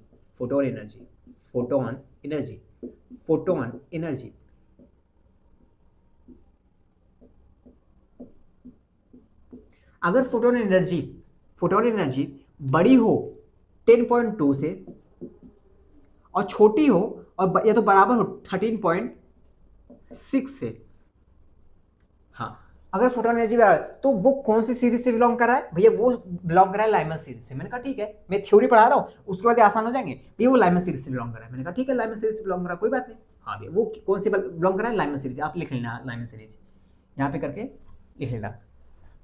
मैंने सिर्फ 3 लिखवाए हैं, ब्रेकेट पीफन हम्फ्री मैंने नहीं लिखवाया, क्योंकि जब इनके बीच में जो मैक्सिमम और मिनिमम एनर्जी जो गैप होता है जब आप निकालोगे ना, देखो बहुत पास आएंगे, इतने आएंगे कि बहुत कुछ में से आप बहुत बेकार हो जाता है, तो पूछता भी नहीं है एग्जाम वाले, कभी पूछते भी नहीं है। सब 3 का पूछ सकता है, 3 का क्वेश्चन भी अगर आएंगे तो टफ क्वेश्चन आएंगे, पर उनको सॉल्व करने का तरीका आसान हो जाएगा। ये कौन सा है भैया, ये लाइमन है, ये लाइमन सीरीज है। मैंने कहा ठीक है भैया, अगर एनर्जी 1.89 से बड़ी हुई, अगर फोटोन की एनर्जी 1.89 से बड़ी हुई या छोटी हुई है तो बराबर हुई भैया 10.2 eV से, हाँ वो एनर्जी बिलोंग करेगी भैया किससे, भैया बाल्मर सीरीज से। मैंने कहा ठीक है, अगर एनर्जी भैया 0.66 eV से बड़ी हुई या तो छोटी हुई 1.51 से, वो बिलोंग करेगी भैया पार्शियल सीरीज से, पार्शियल सीरीज, ठीक है पार्शियल सीरीज है। तो इसका क्या मतलब है भैया, मैंने कहा तुम्हें बाबू यहां से N1 डायरेक्टली पता चल जाएगा, N2 की बात आई, N2 तो चुटकी में निकल जाएगा भैया, कैसे, मैं बता रहा हूं बाबू। अगर तुम्हें ये एनर्जी कोई भी एनर्जी बोले कि भैया एक एनर्जी है, वो एनर्जी है 11.6 है, अच्छा 11.6 है, ये तो 10.2 इसके बीच में आ रहा है, हाँ यानी कि लाइमन सीरीज का। अगर लाइमन सीरीज का होता ही है कि N1 की वैल्यू हमेशा 1 रहती, तो यहां से हमें N1 पता चल जाएगा जो कि 1 है, अच्छा ठीक। एनर्जी यहाँ पे दी जाएगी, बीच में कुछ दिया जाएगा 1.89 से 10.2 तक, कुछ दिया जाए कुछ दिया जाए 6, वही तो मैं सॉरी यहाँ पे मैं गलत लिख दिया हूँ ना, वही मैं सोच रहा हूँ 1.89 से 3.14, सॉरी 3.14, ठीक है 3.14 ना, हाँ 3.14। अगर तुम्हें एनर्जी दिया 2 पॉइंट समथिंग दी जाए, हाँ वो एनर्जी देखोगे इसके बीच में आ रहा है तो भैया हाँ वो बाल्मर सीरीज का है, N1 की वैल्यू जो भी होगी उसमें N1 की वैल्यू हमेशा 2 होगी भैया। जिस तरीके से देखो यहाँ पे एनर्जी एमिट हो रहा है 3.0225, ये इसके बीच में आ रहा है ना, 3.14 से बीच में आ रहा है, छोटा है ना, हाँ भी छोटा है, तो वो ये कौन सा सीरीज हुआ भैया, बाल्मर सीरीज हुआ। N1 की वैल्यू क्या है भैया, यहाँ पे N1 की वैल्यू पता चल गई भैया, N1 की वैल्यू कौन सी होगी भैया, क्या होगी भैया, 2 होगी भैया। N2 भैया निकाल लेंगे, कैसे निकालेंगे मैं बताऊंगा, चुटकी निकल जाएगा चुटकी में, ठीक है भैया पता चल गया ना। हाँ भैया उसी तरीके से अगर एनर्जी कोई बीच में इसमें दी जाए पता चल लोगे ना, हाँ N1 की वैल्यू पता चल जाएगी, हाँ भैया N1 की वैल्यू 3 हो जाएगी भैया, ठीक। अगर एक एनर्जी पता ही चल जा रहा है तो दूसरा निकालना आसान है, दूसरा कैसे निकालते हैं मैं बता रहा हूँ, पर ये तुम याद कर लेना, ठीक है ना, मैक्सिमम और मिनिमम ये 3-4 बार बनाओगे आराम से पता चल जाएगा, आराम से तुम्हें याद हो जाएगा, रिमेंबर हो जाएगा, बस तुम्हें कुछ करना नहीं है, एडवांस में आएगा तो आराम से कर लोगे, ठीक है भाई। इसको सॉल्व कैसे करेंगे, मैंने कहा अगर पूछा है ना कि एमिशन बता दो कि कहाँ, ट्रांजिशन बता दो, इस एमिशन में हाइड्रोजन के एमिशन में अगर एनर्जी एमिट हो रहा है इतना तो ट्रांजिशन N2 से N1 कहाँ तक होगा, हमने N1 पता कर लिया, N2 नहीं पता है कहाँ से कहाँ कूदेगा, N2 नहीं पता है, मैंने कहा N2 कैसे निकालोगे, N2 माइनस N2 की एनर्जी, हाँ मान लो कि N2 की एनर्जी जो x हुई, x ऑर्बिट से आ रहा है, हाँ x ऑर्बिट की एनर्जी माइनस करते हैं, माइनस सेकेंड ऑर्बिट की एनर्जी, सेकेंड ऑर्बिट की एनर्जी कितनी होती है भैया, -3.14, हाँ इक्वल टू करेंगे टोटल जो एनर्जी आया है 3.0225 के, हाँ ये x प्लस 3.14 आ जाएगा, हाँ ये 3.0225 आ जाएगा, यहाँ से जब x की वैल्यू जब इसको वहाँ से माइंड करोगे ये 0.38 आ जाएगा, 0.38 eV। और मैं तुम्हें याद करवाया है 0.38 eV किसकी एनर्जी होती है भैया, वो होती है 6th ऑर्बिट की भैया, यानी कि यहाँ से N2 की वैल्यू पता चल जाएगी 6th ऑर्बिट, N2 वैल्यू क्या हो जाएगी 6th ऑर्बिट, यानी ट्रांजिशन कहाँ से हो रहा है 6 से लेकर 2 तक हो रहा है, आराम से क्लियर हो जाएगा, ऐसे समझ रहे हो ना। ये एडवांस के प्रॉब्लम ऐसे आएंगे चुटकी में निपट जाएंगे, बस तुम्हें क्या करना पड़ेगा, इतनी मेहनत मैंने अभी समझाने में जो लगा दी बस यही आपको याद करना पड़ेगा, थोड़ा सा मेहनत कर लोगे यार, कैलकुलेशन से बच जाओगे, पेपर में प्रेशर से बच जाओगे, ठीक है ना। आप जो बच्चे मिस वो क्वेश्चन की बाद में करेंगे, नहीं बाद में करेंगे, ये कहने से अच्छा यार अभी कर लेंगे, ये तो मैंने पढ़ा है कॉन्सेप्ट, सब कुछ एकदम क्लीन, एकदम पीस ऑफ केक, समझ रहे हो ना। देख लो अंधेरा हो गया, अभी मुझे जाना है रोटी बनाना है, खाना बनाना है, खाना तो समझ में आ रहा है ना कैसे सॉल्व करना है, हाँ भी समझ में आ गया। तो यही सब एप्लीकेशन है एडवांस की बेसिस पर, मीन्स अगर स्पेक्ट्रम से देखा जाए तो यही सब बनते हैं, और नहीं तो अगर तुमसे मेंस वाले क्वेश्चन पूछेगा, बोलेगा लैम्डा मैक्सिमम क्या होता है लाइमर सीरीज की, लैम्डा मैक्सिमम क्या होता है बाल्मर सीरीज का, ई मैक्सिमम क्या होता है, ई मिनिमम क्या होता है, ये सारी चीज़ तो हमने निकाल रखी है यार। वो जो हमने लाइन याद करवाई थी हाइड्रोजन की, जो सॉरी जो इलेक्ट्रॉन की ऑर्बिट की मैंने एनर्जी याद करवाई थी, एनर्जी लेवल डायग्राम, हाँ एनर्जी प्रोफाइल डायग्राम जो भी बोलो, लेवल डायग्राम बोलो, वो एनर्जी डायग्राम मैंने इसीलिए याद करवाई थी कि सब कुछ आसान कर दूं आपके लिए। रट्टा करवा रहे हो भैया, मैंने कहा रट्टा नहीं करवा रहा हूँ भाई, जो चीज़ आसान हो सकती है कैलकुलेशन से, बड़ी बड़ी कैलकुलेशन से बच सकते हो, वो कैलकुलेशन आप मैथमेटिक्स में कर लेना, वो कैलकुलेशन मैथमेटिक्स में कर लेना, केमिस्ट्री को केमिस्ट्री की तरह पढ़ते हैं ना, कुछ शॉर्ट चीज़ हो रही तो शॉर्ट कर देते हैं, नहीं भैया फिजिकल केमिस्ट्री मैथमेटिक्स लगाना तब जरूरी है, मैंने कहा लगाओ ना, तुम अगर ईगो से खेल रहे हो तो खेलो ईगो से, बाकी समझ में आना। आई डोंट थिंक कि कोई डाउट होगा, बट डाउट हो सकते हैं, मुझे नहीं लग रहा है सबको क्लियर होगा, हाँ उनको तो क्लियर नहीं होगा जो लेक्चर देखे नहीं है, ठीक है, मेरे प्रीवियस लेक्चर नहीं देखे उनको डाउट होगा। तो भाई सब चलते हैं, फिर मिलते हैं नेक्स्ट वीडियो में, तब तक के लिए बाय बाय, टेक केयर, पढ़ते रहना, लिखते रहना। बाकी नेक्स्ट वीडियो क्या होगा भैया, नेक्स्ट वीडियो में क्या होगा स्टार्ट करेंगे, अपने तो कुछ टॉपिक है जैसे क्वांटम नंबर हो गया, ये सारी चीज़ें हम स्टार्ट करेंगे, अच्छे से डिटेल में पढ़ेंगे, बहुत ही एडवांस तक पढ़ाऊंगा, बहुत मज़ा आने वाला है, ठीक है। फिर स्टार्ट करेंगे हमारा ना वो पीरियोडिक टेबल, ठीक है ना। मिलते हैं नेक्स्ट वीडियो में।